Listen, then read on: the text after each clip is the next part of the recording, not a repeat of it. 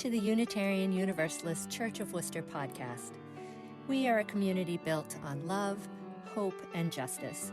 Our goal is to inspire people to take on the challenges of a changing world. Each week we'll bring you a reflection from our minister, the Reverend Aaron Payson, recorded during our Sunday service. Maybe it'll move you, challenge your thinking, or even stir up a little righteous indignation. That's all welcome here. Thanks for listening.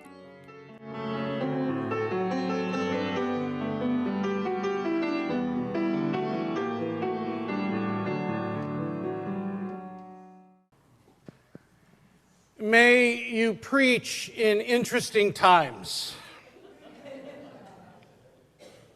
This is the blessing that often haunts ministers. It's a call into realities that challenge the faithful, a call to speak truth in the whirlwind that threatens our well-being, to respond with courage and compassion to the realities that reflect something other than our founding ideals and individual dreams. It's the challenge to remember our humanity even as we experience the inhumanity of agencies and institutions and individuals that seek to bend us to other forms of belonging. And it is the promise given to anyone who dares to try and transform the world.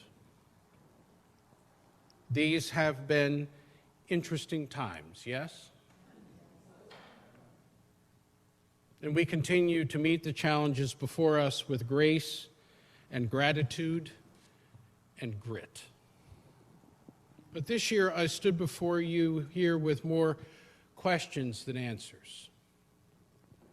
But like all good questions, the essence of the answers was often found in the spaces that we hold together, in the silence between us and the laughter shared and the stories we dared to tell and the courage we practiced simply by showing up.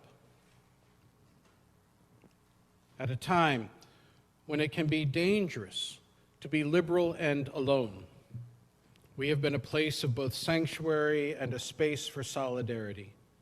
A community that refuses to let anyone abide unprotected in the storms of our common existence. And we sang our solidarity into existence. We chanted it. We hummed it. We heard it in the voices of soloists and bell ensembles and choirs and favorite pieces played for a return to our own well-being. Every week we watched as our children demonstrated again and again the desire to change the world through the simple act of collecting change, reminding us that acts of charity are first and foremost opportunities for delight, calling from each of us acts of kindness and generosity. And we honored the spirit of life that permeates the spaces within, between, and beyond, that is called here joys and sorrows. Welcome each other into the deeper recesses of our own existence. The communal act of deep trust, of holding each other in love, of remembering literally each other into the heart of this community as an essential act of care and witness that while we each carry our own burdens and blessings, we do so cradled in love. We have grown gardens, gathered signatures, encouraged others to vote. We have made quilts and knitted hats, made food for those experiencing difficult times. We have provided food and a host of other resources to our vulnerable neighbors and friends who experience the ongoing disaster of hunger and housing instability. We have gathered to celebrate the lives of those who have bequeathed us with the ongoing work of their spirit and the responsibility to carry that work forward with courage and with care. We have gathered for conversation, for libation, for food, and for fun. We've demonstrated that the art of hospitality is not in being a perfect people, but in the presence we offer one another when it matters most. We continue to gift our children and youth with a spiritual home, a justice-minded exploration of our world, and a community that believes believes in their worth and dignity and potential. There can be no greater gift to a generation. And so we shall continue. We began the year with hands still trembling from a world that would not slow down, gathering in a sanctuary that promised nothing except that we would not face it alone.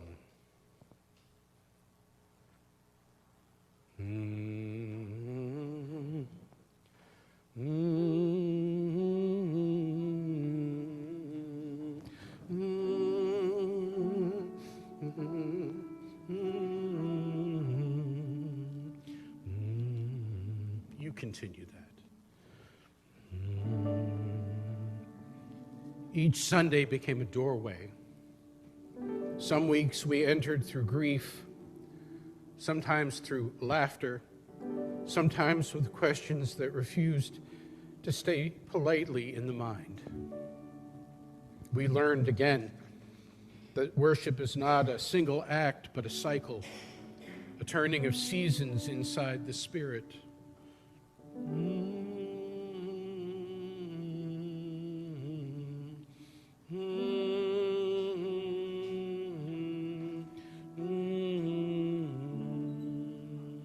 You keep going. There were mornings when we named our belonging, mornings when we faced our fears, mornings when we dared to imagine a world not yet born. We blessed our children, honored our elders, and held silence for the ones who could not hold themselves. We lit a chalice for justice and memory, for the earth, for the ancestors who whispered, "Keep going," and for the future that whispered, "Not without you." We told old stories of Unitarians that trusted the mind, of Universalists that trusted love, of those who carried both into storms of their own time. And still the world shook. Still the news broke our hearts. Still the nation trembled under the weight of its own contradictions. But here,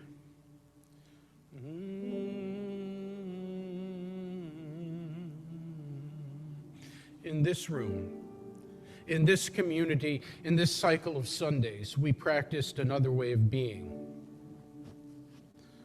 Practiced courage, practiced compassion, practiced a stubborn hope that our ancestors once practiced when the world felt just as fragile as it does now. And today, Heritage Sunday annual meeting, a hinge between what has been and what will be, we remember the flame we carry did not begin with us. The flame we carry will not end with us. We are one chapter in a long unfolding story of people who believed that the mind can illumine truth, that the heart can widen the world, and that a congregation, this congregation, can be a lantern in a darkening time. So let us gather the year behind us and gather the courage before us to step once more into the work of generations. The flame is ours to tend. The future is ours to shape. The story is still being written and is calling us onward.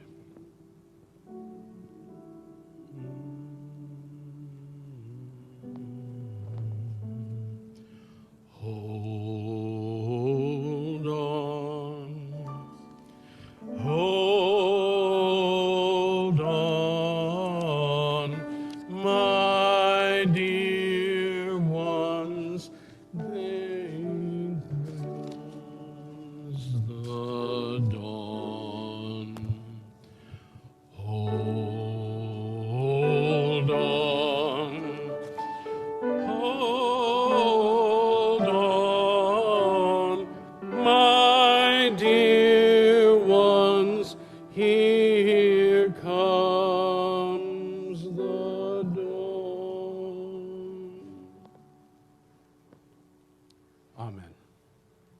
Blessed be.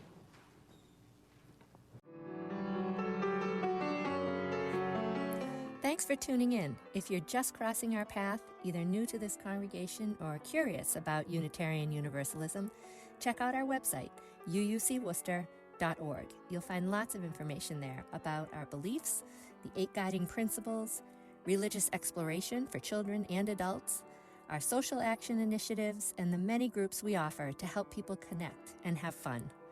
And consider joining us, in person or online, on a Sunday morning at 10 a.m. We'd love to meet you.